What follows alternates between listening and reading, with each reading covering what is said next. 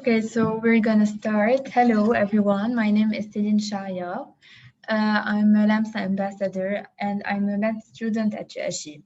So today, as part of our Lamsa's Wednesday webinar, we're gonna talk about music and mental health. Okay. So first, we're gonna introduce a little bit about music and mental health. Then we're gonna talk about music and stress, music and sleep, and we're gonna see some aspects of music and mental health. And I'm gonna give you some ways to use music for mental health on a day-to-day basis. And finally, we're gonna see what are the limits of music as a mood booster. So listening to music can be very entertaining, and some research suggests that it can make you healthier. And music can be a source of pleasure and contentment, but there are many other psychological benefits as well. So music can relax the mind, energize the body, and even help people manage pain in a better way. And the psychological effects of music can be powerful and wide-ranging. Music therapy has been really popular in the past years, and it's an intervention that is sometimes used to promote emotional health, help patients cope with stress, and boost psychological well-being. And finally, it is somehow known that your taste in music can provide insights into different aspects of your personality. So when you listen to classical music, you're more calm person, and when you listen to metal or heavy techno, you're a more like enthusiastic person and with a lot of energy. And this is just a little overview on music therapy. We're going to talk about it later. Music therapy is the clinical and evidence-based use of music intervention to accomplish individualized goals. And we use it as a tool to help people on many levels, whether it is healthcare or educational. And it can promote wellness, help manage stress, alleviate pain, express feelings, enhance memory, and promote physical rehabilitation. So this is just an overview, and we're going to talk deeper into the subject a little bit later. So first of all, we're going to talk about music and stress. So music has been suggested to help and reduce and manage stress. And one of the ways by which it is made possible is with the recent trend that is centered on meditative music and created to soothe the mind and induce relaxation. So this trend is actually supported by a study. And we all know, we've all heard of these applications that put some music on the background and help you create a relaxing atmosphere. So there has been a study that was conducted in 2013, and they divided a group of people into 3 groups. The first one listened to relaxing music, the second one listened to the sound of rippling water, which is thought to be also a relaxing tool, and the third one received no auditory stimulation. And what they did is that they exposed these people to a stressor, and then they took a psychological stress test. And the results showed that listening to music had an impact on the human stress response, especially the autonomic nervous system and the sympathetic system. And those who had listened to music tended to recover more quickly following a stressor. So music is proven to be helpful in these situations. And now, one aspect about music and sleep. We all know that insomnia is a serious problem that affects people of all age groups. We all struggle from time to time with our sleep schedule, and there are many approaches to treating this problem, whether it's medical or anything else. But research has shown that listening to music and relaxing classical music can be a safe, effective, and affordable remedy to these sleeping problems. So what happens is that you can listen to a classical song or some nice music before going to sleep, and it will help you create a relaxing atmosphere, and it will help you sleep. And this also has been supported by a study. So they did it on college students, and they assessed the sleep quality of the students for a week. And then they divided the group of students into 3 groups. The first one listened to classical music before going to sleep. The second one listened to an audiobook, and the third one didn't listen to nothing, didn't listen to anything. And they had this exposure for 3 weeks. And after these 3 weeks, they also assessed the sleep quality for this group of people. And they found that listening to classical music was the best remedy, and they had the better sleep quality. And this is so to prove that music can also help with sleep. And now we're going to talk about music and mental health. This is the topic that interests us today. So researchers have found that music therapy can be a safe and effective treatment for a variety of disorders, including depression, trauma, schizophrenia. And one study found that music therapy was a safe and low-risk way, because there are some medication tools, but music therapy is a very safe way to reduce depression, anxiety in patients suffering from neurological conditions such as dementia, stroke, and Parkinson's disease. So music acts as a medium for processing emotions, trauma, and grief, and it can also be utilized as a regulation or calming agent for anxiety or mental dysregulation. So when you're feeling lost or broken, music can provide you with an opportunity for self-expression, sleep, and peace and comfort.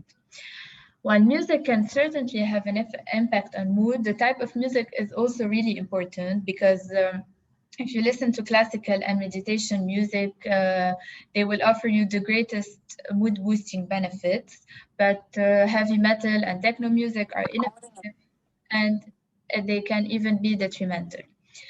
So there are 4 major interventions involved in music therapy, and we're going to talk about a little bit about each one.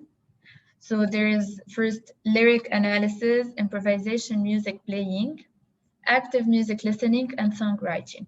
And we're going to discuss each topic for a few minutes. So first, there is lyric analysis. Of course, we've all heard of talk therapy, and it allows a person to speak about topics that may be difficult to discuss. Lyric analysis introduces a new and less threatening approach to process emotions, thoughts, and experiences. So a person receiving music therapy is really encouraged to offer insights, alternatives, and tangible tools or tips that can apply to obstacles in their life. So, for example, we all have a song that we connect really, we deeply connect with, and we really appreciate. And lyric analysis can provide us, and can be an opportunity for an individual to identify song lyrics that may correlate with their experience. So whether any type of, it can be really any type of music, can be a way of expressing and expressing oneself and giving. If you can please just your. شو ما تحلمي فيها صفي؟ Okay, please, if you can mute your speakers. Okay, so this is about lyric analysis. The second theme is improvisation music playing. Playing an instrument can really encourage emotional expression, socialization, and exploration of various therapeutic themes. For example, we can ask a group to create a story, for example, by playing drums, rain sticks, thunder tubes, and other percussive instruments. And the group can note areas of escalation and de-escalation in the improvisation, and they can correlate it with the highs and lows to the feeling that they may have. And this creates really an opportunity for the group to discuss their feelings further. And this can be used for a group session or even on an individual level. And it is important to know that the patient or the person that is that is following music therapy is not really supposed to know how to play this instrument. It's just a way of expressing oneself. The third part is active music listening. So music can really be utilized to regulate mood. Because of its rhythmic and repetitive aspects, music engages the neocortex of our brain, and it calms us and reduces impulsivity. So we often utilize music to match or alter our mood, and there are many benefits to matching music to our mood, but it can potentially keep us stuck in a depressive and angry or anxious state. So what they do usually, music therapists, they usually try to first match one's mood with a music. So if someone is feeling depressed or down, they will put on sad music and they will slowly shift to a happier music. This way they can try to switch the mood of the person they are treating. And finally, the last aspect is songwriting.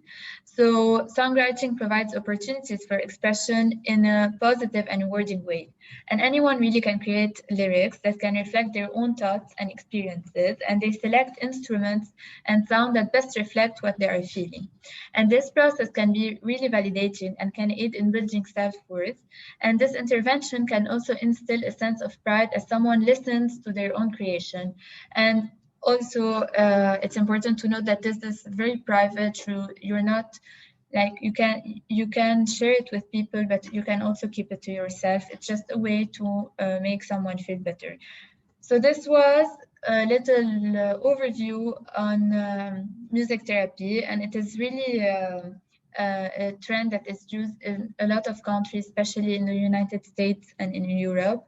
And we're seeing some of it now in Lebanon. So now I'm going to give you some ways to use music for mental health, and this is on a daily basis. So it's not like anyone can do it. It's not a professional that does the music therapy. Anyone can really use the tips on a day-to-day basis. So first, there's focus. So classical music can really help you focus, and music that has a tempo of 60 beats per minute increases the efficiency of the brain in processing information.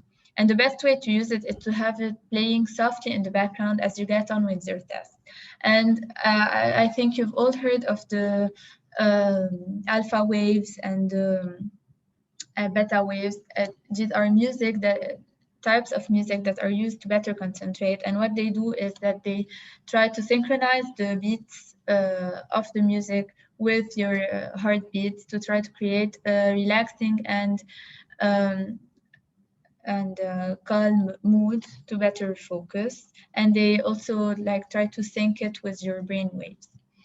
Expression, so creating your own music, whether it is simply strumming on a guitar or composing lyrics to a song, can really help you express and process your emotions. And it is more about how it makes you feel than how it sounds. So as I said, it's not necessarily an instrument that you know how to play, and it's not lyrics that you have to show to everyone. It's simply personal, and it can help you on a day-to-day basis. But it's also a social connection. So music can really stop you from feeling lonely or isolated. And you can share playlists with your friends and meet new people at your band's favorite concert. So it's a way of social connection. And obviously, it's also a tool of creativity, because listening or creating music allows your brain to think creatively and focus more on the creative aspect than the scientific aspect. And relaxation, as we talked in the beginning, music really helps you to relax. You have to choose the right kind of music, and it's a safe bet that you will feel relaxed in no time. Finally, there's motivation. Always use your favorite music as a motivational force, and it can help you really rest better. because it really improves health sleep quality. We talked about the study that was involved with students that and they listen to classical music.